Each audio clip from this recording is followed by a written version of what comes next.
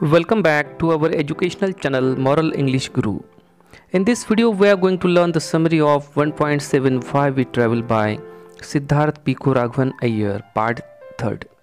And friends, if you are new on this channel and haven't subscribed this channel yet, please subscribe the channel to get notifications of all upcoming videos. So let's begin summary of Why We Travel, part 3rd. In the part 1st and 2nd, we learn how traveling helps us, how traveling gives us different experiences. It enriches us from different knowledges. It is very helpful to know the world. When we go to different countries, we come across to many tongued, mean the people speaking different languages, and mongrel, people of different races. It is very difficult for us to have a good conversation with such many tongued and mongrel people. And so some complicating situations, exciting situations arise.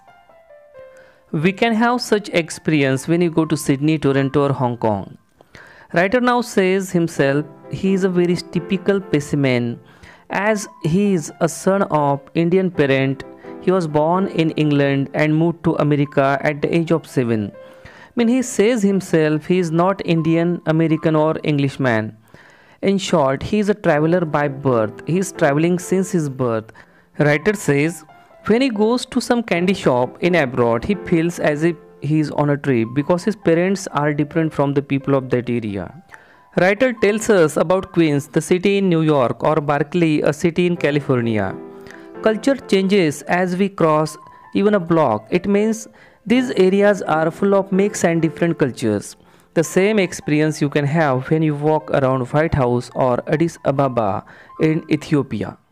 By this example, writer wants to say us, this world is full of different cultures. There are many tongued people and mongrels in the world, and if we want to know everything about them, we have to travel. Today, with the help of technologies, we can watch travel videos on TV, computers, CD-ROMs, but such videos are not the real videos and cannot give us real experience of traveling. Real traveling is different from the travel videos. Whatever we watch in virtual videos, we cannot experience them in our life.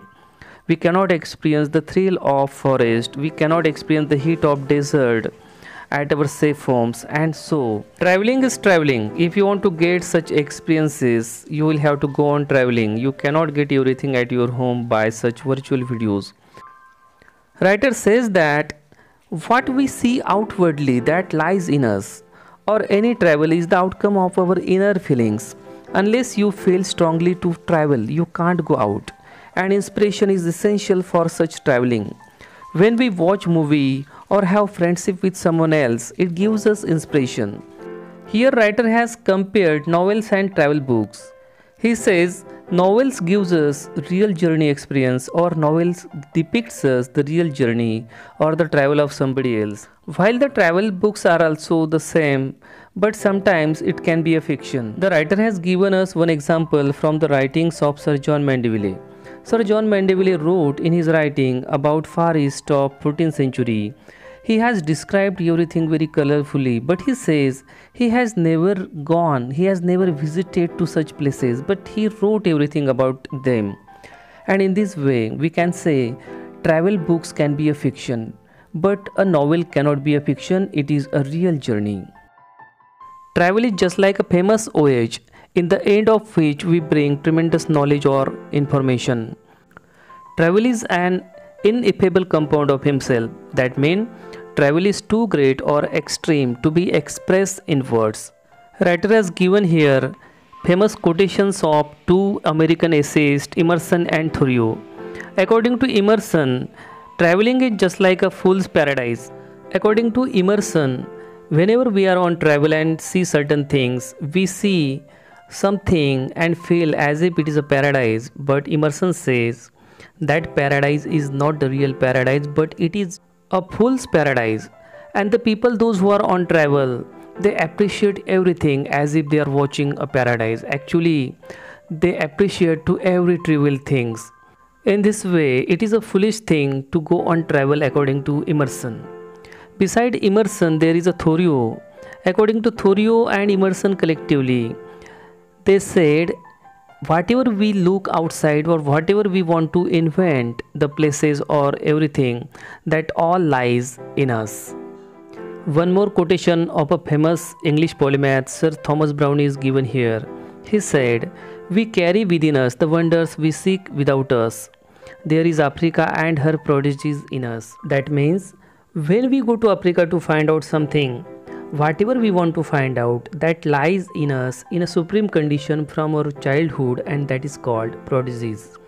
That means here writer Sir Thomas Browne wants to say us, we go to distant places to find out something actually that lies in us from our childhood in a very superb manner, but we don't know what is there in us, but we go to Africa to find out something.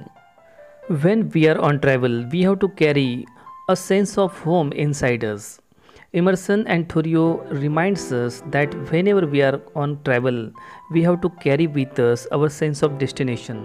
It means when we are outside, we recall our home time to time. When we are on travel or go to abroad, we not only cross the threshold of our house, but we cross the heart of ourselves also.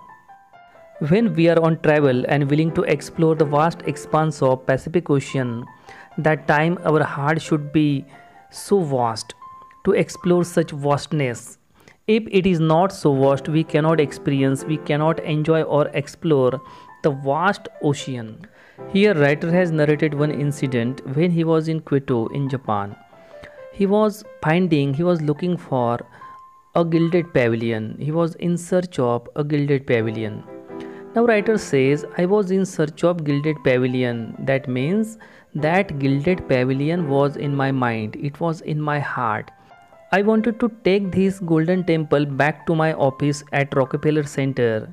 And so I was in search of such a golden pavilion. Writer here wants to say us, when something is in our heart, we go on traveling, or we travel for such a place which are actually in our heart, in our mind.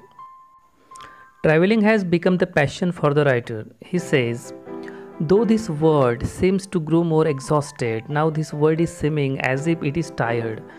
But writer says, I am not tired. I am always happy and very eager to go to different places. The writer suggests us to read some travel books which are published time to time. Now writer gives us a quotation of a famous writer, Peter Matthiessen, from his famous book The Snow Leopard.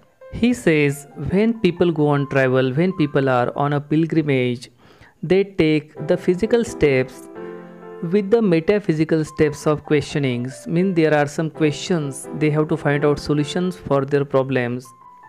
Pilgrimage is a travel for such people, and these people, they are in search of farthest reaches of human strangeness.